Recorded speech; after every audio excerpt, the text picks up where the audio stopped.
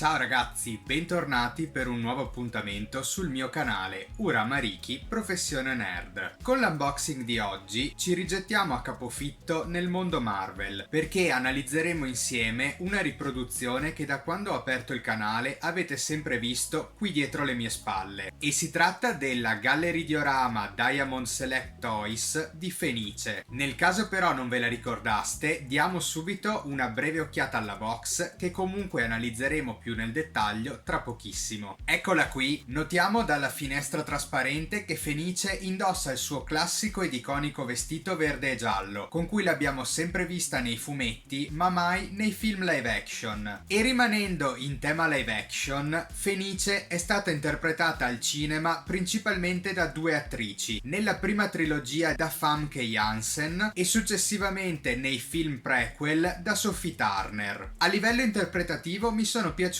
entrambe le attrici, ma ho preferito Famke Janssen perché interpretava una Fenice più adulta e matura, così come era nei fumetti. Inoltre ho apprezzato maggiormente la dipartita di Fenice nel film Conflitto Finale del 2006, quando è stata uccisa da Wolverine, piuttosto che il suo sacrificio nel film del 2019 X-Men Dark Phoenix. Parlando invece della storia del personaggio, nessuno dei due film l'ha raccontata esattamente come accaduta nei fumetti, ma la versione del 2019 ha cercato di essere un po' più fedele rispetto a quella del 2006. La storia originale, così come l'abbiamo letta nei fumetti, non prevedeva infatti che Jean Grey fosse nata con una doppia personalità, ma che avesse involontariamente accolto dentro di sé l'energia di Fenice durante una missione di salvataggio nello spazio. In ogni caso, come da tradizione per le Gallery Diorama, troveremo poi un breve riassunto sulla vita di questo personaggio nel lato posteriore della scatola. Se però avete visto soltanto i film ma mai letto i fumetti, vi consiglio di acquistare questo volume che si chiama X-Men, la saga di Fenice Nera, edito nel 2018 da Panini Comics, che raccoglie tutti i capitoli relativi alle vicende di questo personaggio, che originariamente erano stati divisi in più fumetti. E guardate, vi faccio dare una breve occhiata a qualche pagina che troverete al suo interno, perché è veramente un volume ben fatto, oltre ad essere molto corposo. Come sempre mi sono dilungato in troppe chiacchiere, ma ormai mi conoscete e lo sapete che quando si tratta di argomenti che mi appassionano non finirei mai di parlarne. A questo punto però passiamo all'unboxing. Ci ritroviamo poi al termine del video per i saluti finali. A tra poco!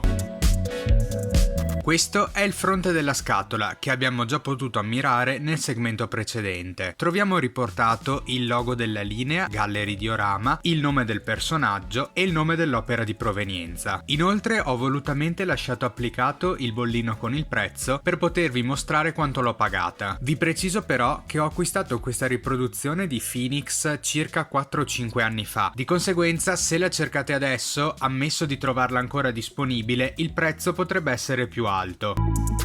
Questo è invece il retro, dove ritroviamo il nome della linea, il nome della casa produttrice in basso e ci viene riepilogata brevemente la storia di questo personaggio e di come l'entità di Fenice è entrata in contatto con il corpo di Jean Grey. Da questo box informativo apprendiamo che mentre gli X-Men stavano precipitando verso la Terra a bordo di una navetta spaziale, le grida telepatiche di Jean Grey evocarono la forza della Fenice, un essere divino che poteva maneggiare e manipolare l'energia del cosmo. Quest'essere prese il possesso del corpo di Jean Grey e salvò l'intera squadra dalla morte. All'epoca si credeva che fosse il livello successivo delle abilità psioniche di Jean, ma poco dopo il vero potere distruttivo della Fenice fu rivelato quando l'Hellfire Club fece il lavaggio del cervello e manipolò Jean per farla combattere contro gli altri X-Men. Jean si trasformò a quel punto nella Fenice Oscura e divorò il sistema stellare D'Bari, inclusi i 5 miliardi di esseri che lo popolavano. Nelle ultime righe ci viene detto che questo diorama in PVC di Jean Grey, che misura 10 inches, è basato sulla sua apparizione nei fumetti Uncanny X-Men. È realizzato in plastica di alta qualità e presenta una scultura dettagliata con applicazioni di pittura molto impegnative. Infine ci viene riportato il nome dello scultore, che anche in questo caso, come per la Gallery Diorama di Storm, è Alejandro Pereira.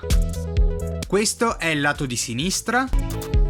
Questo è il destro, infine il lato superiore e quello inferiore, dove troviamo il bollino con il nome dell'importatore Cosmic Group.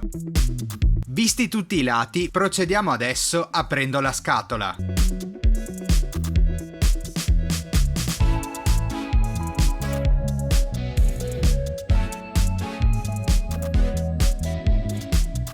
Come possiamo vedere, anche questa gallery diorama sarà composta da un unico blocco e ben protetta all'interno di un imballo in PVC.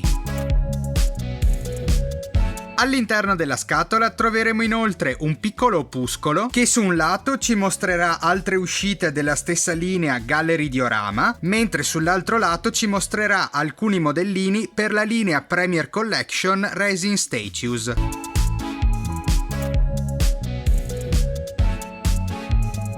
Ed ecco come si presenta la gallery diorama di Fenice. Prima mi sono dimenticato di dirvi che di questa riproduzione esistono anche due varianti, White Phoenix e Dark Phoenix. La posa delle tre riproduzioni è più o meno la stessa, ciò che le contraddistingue è il colore dell'abito, che nel caso di White Phoenix sarà bianco, mentre nel caso di Dark Phoenix sarà rosso scarlatto. Inoltre anche l'espressione cambia leggermente, soprattutto in Dark Phoenix, che avrà gli occhi completamente bianchi e un ghigno malevolo e crudele. Vi confesso che avrei voluto nella mia collezione anche Dark Phoenix, ma purtroppo non sono mai riuscito a trovarla. In ogni caso, più recentemente Diamond Select Toys ha rilasciato sul mercato una nuova versione di Fenice con una posa completamente differente, realizzata sia col vestito verde che con quello rosso. Perciò penso che ci farò un pensierino per questa nuova Dark Phoenix. Adesso però guardiamo la riproduzione anche dagli altri lati.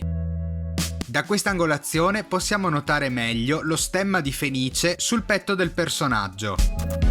Sul retro vi faccio notare la grande tridimensionalità con cui sono stati scolpiti i capelli di Fenice, un lavoro veramente impeccabile. E questo è l'ultimo lato. Adesso però zoomiamo l'inquadratura e analizziamo la statua un po' più da vicino.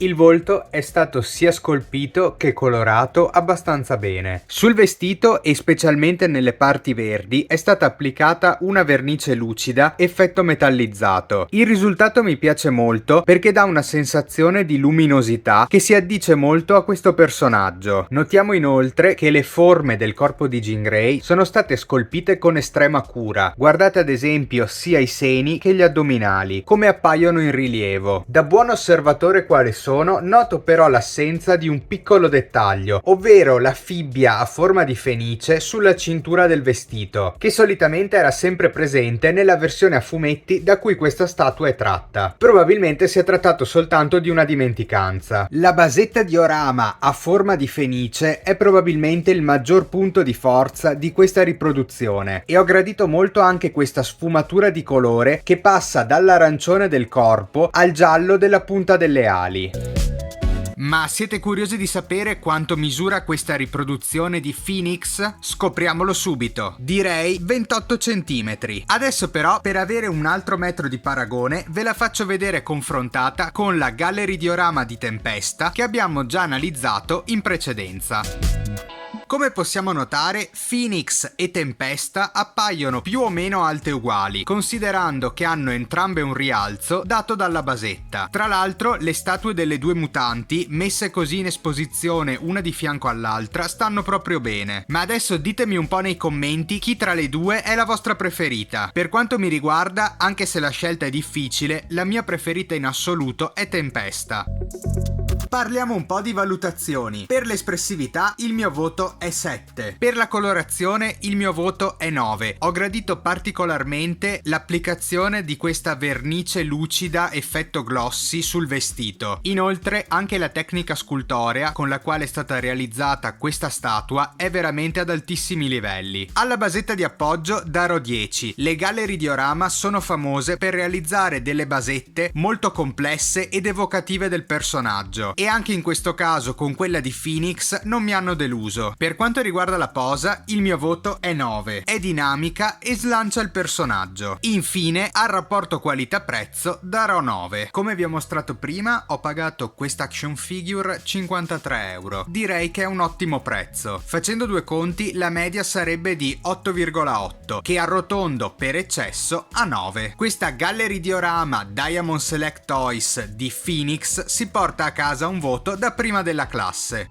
E ben ritornati! Se vi è piaciuto l'unboxing di questa Gallery Diorama di Fenice, vi chiedo di mettere un pollice in su, di iscrivervi al mio canale e attivare la campanella per rimanere sempre aggiornati sulle prossime novità e di condividere il video sui vostri social. Se già non mi seguite, vi chiedo di iniziare a farlo anche sulle mie pagine di Instagram e Facebook, dove mi potete trovare con lo stesso nome che ho qui su YouTube, ovviamente Ura Mariki, Professione Nerd. Vi chiedo infine di lasciare un commento sotto il video per farmi sapere se vi è piaciuta questa riproduzione e se preferite la versione cartacea di Fenice oppure quella cinematografica. Anche questo unboxing è giunto al termine. Io vi ringrazio e vi do appuntamento, se vi va, al prossimo video. Ciao ragazzi, passo e chiudo.